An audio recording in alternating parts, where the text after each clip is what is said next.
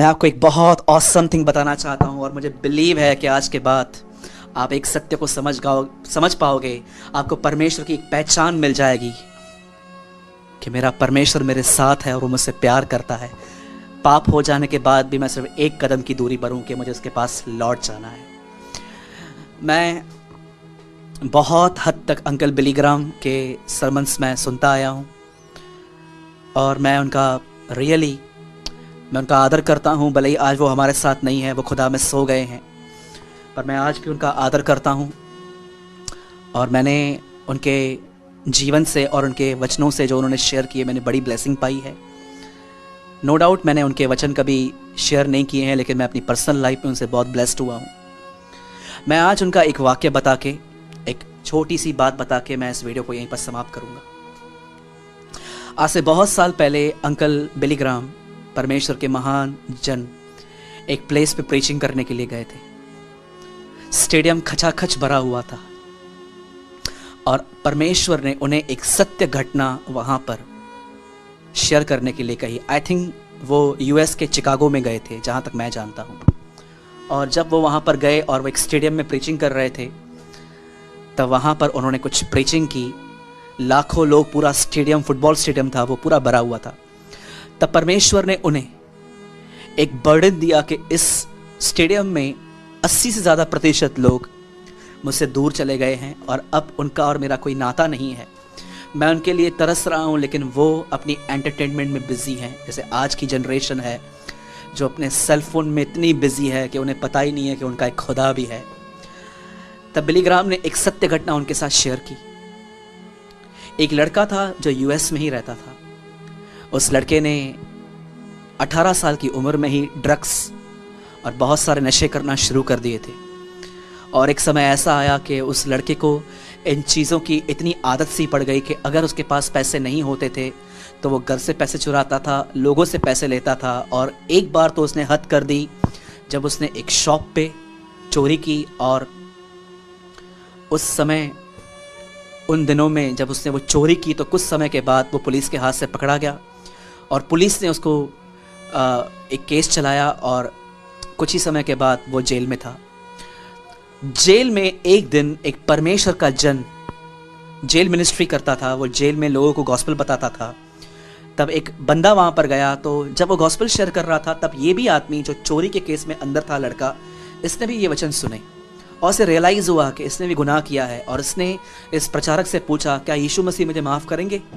मैंने इतना ड्रग्स लिया है, मैंने अपनी बॉडी के साथ।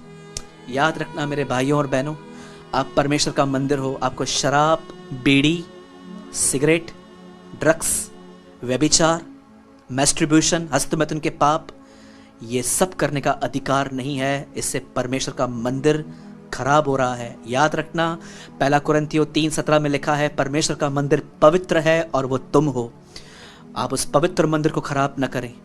मेरे भाइयों और बहनों, जब उस भाई ने ये वचन सुने उस प्रचारक के मुंह से, तब उस भाई ने अपनी ज़िंदगी खुदा को दी और उसने अपने घर में 2 महीना, जब उसकी सज़ा पूरी होने पर थी, तब उसने अपने घर में एक लेटर लिखा अपने माँ बाप को कि मैं वापस आना चाहता हूँ, क्या आप मुझे अपने घर में आने देंगे? क्योंकि उसकी फैमिली उससे इतना डिस्टर्ब हो गई थी कि जेल में आने से पहले वो 15-20 दिन पहले वो घर से निकल चुका था। तब इसने अपना मन फिराया जेल में, प्रचारक को सुन के, वचन को सुन के, और अब से अपने घर में एक लेटर लिखा और उसने उसका रिप्लाई मांगा, पर कोई रिप्लाई नहीं आया। जब इसकी सज़ा में सिर्फ 15 दिन बाकी थे, तब उसने एक और लेटर अपने घर में लिखा कि मैं सच में सुधर गया हूँ, मैं वापस आना चाहता हूँ, क्या आप मुझे ग्रहण करेंगे?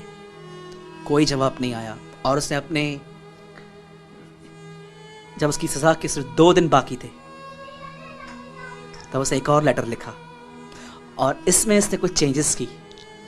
इसमें उसने लिखा कि मैंने यीशु को ग्रहण किया है, मैं वापस आना चाहता हूँ, मैं घर की तरफ आऊँगा और अगर दरवाजे के बाहर एक पीला झंडा, येलो फ्लैग लगा हुआ रहेगा तो मैं समझ जाऊँगा कि आप मेरा वेलकम कर रहे हो। अगर ये फ्लैग नहीं लगा होगा तो मैं वापस चला जाऊँगा, मैं फिर कभी नहीं आऊँगा। जिस दिन वो जेल से रिहा हुआ, उसने अपना ब्लेज़र पहना, कोट पहना, उसकी दाढ़ी थी बहुत, उसने शेव करवाई और जब वो अपने घर की तरफ रवाना ही हो रहा था, तब उसके मन में एक ही चीज़ चल रही थी, येलो फ्लैग। क्या येलो फ्लैग लगा होगा?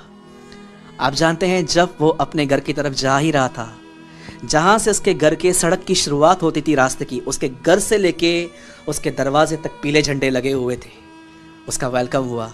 अंकल बिली ग्राम ने ये प्रचार करने के बाद उस स्टेडियम में कहा, तुम में से जितने भी लोग अपने आप को गुनहगार मानते हैं, आज तुम सबके लिए स्वर्ग में पीले झंडे हैं। Come back to lord Jesus Christ. आ जाओ तुम उसके पास वापस, वो तुम्हें ग्रहण करेगा। आज जितने भी लोग मुझे देख रहे हैं, मैं आपको कहना चाहता हूँ, हर व्यक्ति के लिए पीला झंडा है स्वर्ग में। आज लौट आइए। वो आपसे प्रेम करता है। वो चाहता है कि आपके गुनाह मिटाए जाएं, उसके लहू में धोए जाएं और आप एक नई शुरुआत करो। मेरे भाइयों और बहनों, खुदा आपसे प्यार करता है। मैं जानता हूँ आप में से कुछ लोग आज के वचन को सुन के बहुत रो रहे हैं, कुछ लोग बिलक बिलक के रो रहे हैं, क्योंकि मैं जानता हूँ खुदा का कलाम बहुत स्पष्ट तरीके से हमारे पास आया है। मेरे भाइयों और बहनों, यदि आज आपको लग रहा है कि परमेश्वर आज आपसे बात कर रहा है, आइए अपने घुटनों पर आइए रीसरेंडर करें अपनी लाइफ को। आइए एक बार फिर से अपनी ज़िंदगी दें। अगर आप पलंग पे बैठे हैं तो नीचे उतर आइए घुटनों पर आएं और खुदावन से एक बार फिर से अपनी ज़िंदगी दें। Oh thank you Jesus, thank you Lord.